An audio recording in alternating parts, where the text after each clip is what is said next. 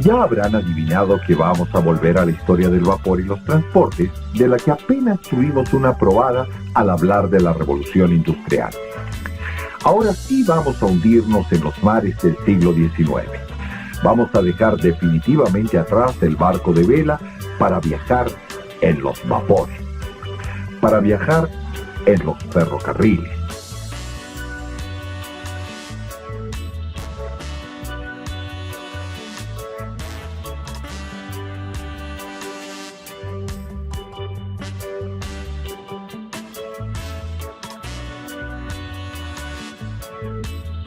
Las primeras máquinas de vapor de las que conocimos su historia eran muy grandes y pesadas.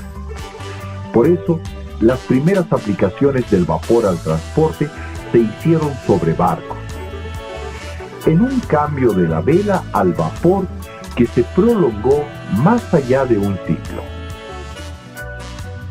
Los barcos actuales se mueven con petróleo y modernos motores, pero el origen de sus maquinarias está ya en 1775 con las primeras pruebas francesas con máquinas de vapor. En 1807, Robert Fulton utilizó una máquina de vapor de Boulton y Watt para mover el barco Clermont.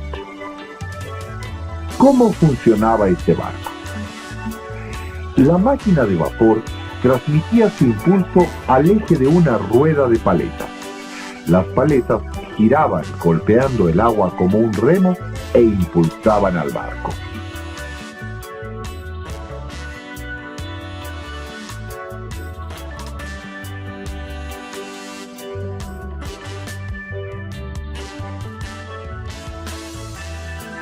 En 1843, un vapor con otro sistema de hélice cruzó el Atlántico. Para esas fechas ya se habían probado algunos barcos de hierro más próximos al que aquí vemos. El hierro fue sustituyendo a la madera y mostrando su resistencia. El hierro permitió superar la barrera de longitud de los 90 metros, que era el tamaño máximo de los barcos de madera.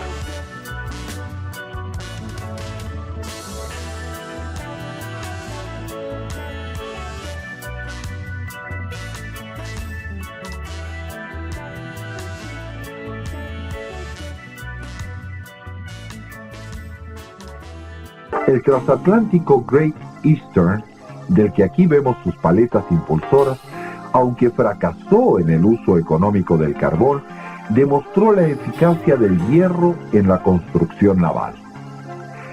Recordarán que desde que se abrió el canal comercial de Suez, se generalizaron los barcos de hierro y vapor. Además, los barcos cargaron cada vez más mercancías y contaron con cámaras de refrigeración para carne y otros comestibles. Algunos navíos se convirtieron en buques cisternas para transportar líquidos como el petróleo.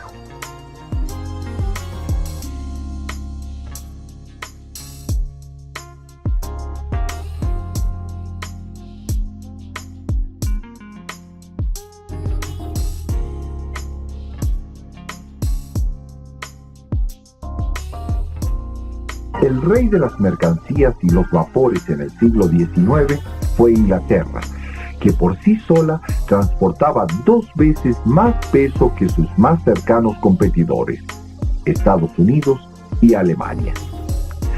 En la segunda mitad del siglo XIX, se vio al barco de vapor circular por canales, grandes ríos, mares y océanos a cada vez mayor velocidad.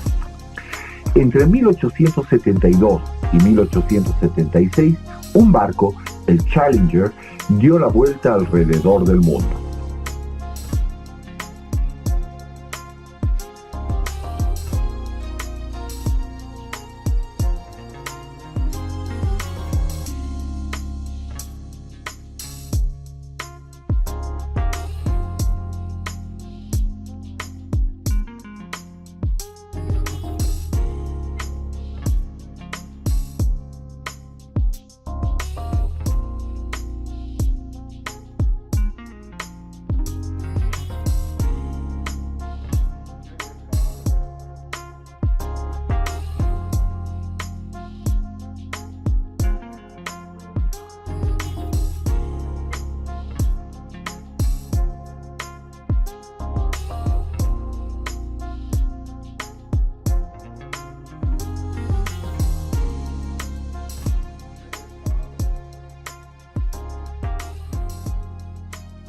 Los barcos de vapor transportaron un creciente número de mercancías, pasajeros y llevaban noticias de un punto a otro. Transportaban y comunicaban. Sus rutas preferentes eran las del comercio colonial y de las grandes compañías industriales que en el siglo XIX tuvieron otro gran transportador, que se convirtió en símbolo de la época y que, a diferencia del barco de vapor, se impuso rápidamente.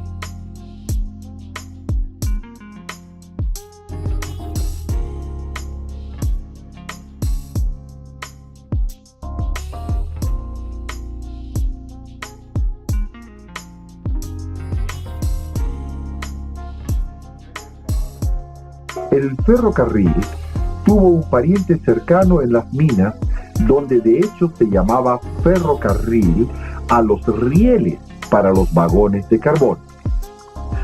A este invento se sumó luego la fuerza del vapor.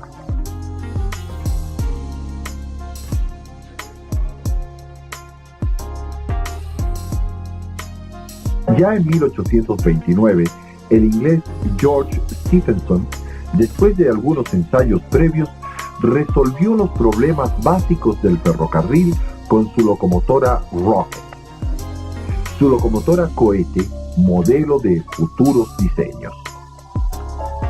¿Cómo funcionaban estas máquinas? Tenían una caldera en forma de tubo. El pistón, movido por el vapor, transmitía su fuerza directamente a las ruedas que giraban sobre rieles, impulsando al tren.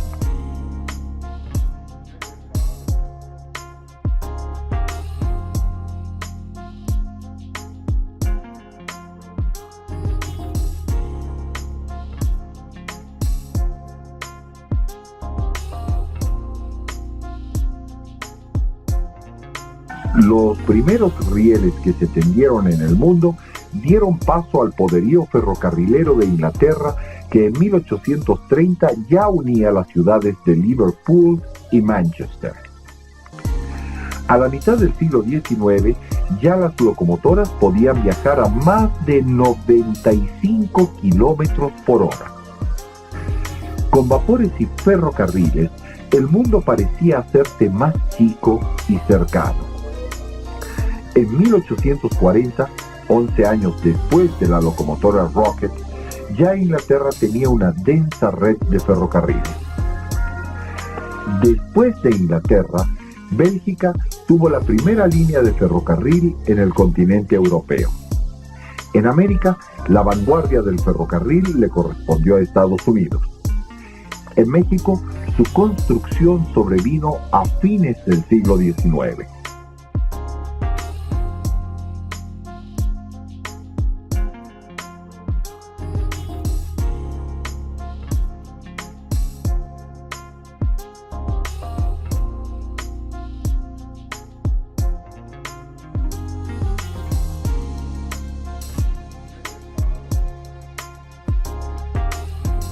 El nuevo transporte, como los vapores, sirvió primero para transportar mercancías pesadas como el carbón, pero pronto tuvo éxito con los viajeros, que en 1840 ya daban a las compañías ferrocarrileras 2/3 de sus ganancias.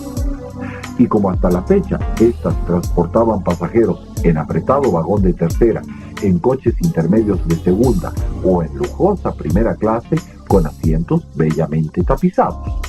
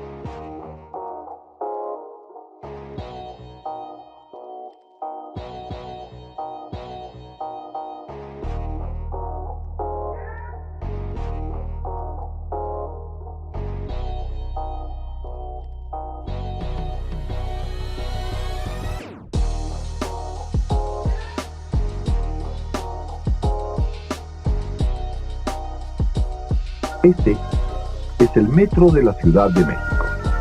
Es un ejemplo moderno de los metropolitanos que, siguiendo el progreso del ferrocarril, comenzaron a construirse desde 1863, atravesando el corazón de Londres. El ferrocarril, no cabía duda, era el signo de los tiempos.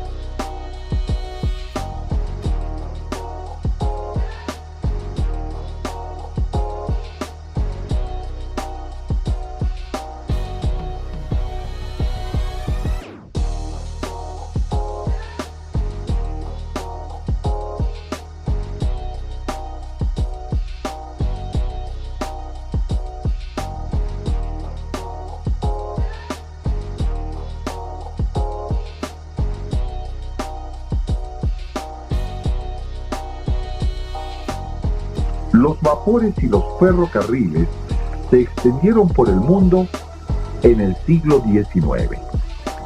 Eran el símbolo no solo de lo que muchos consideraban el progreso, sino también síntesis de la revolución industrial, del comercio mundial de mercancías y del desarrollo del colonialismo en un mundo que cada vez más era uno solo para todos, unido por mares y por rieles.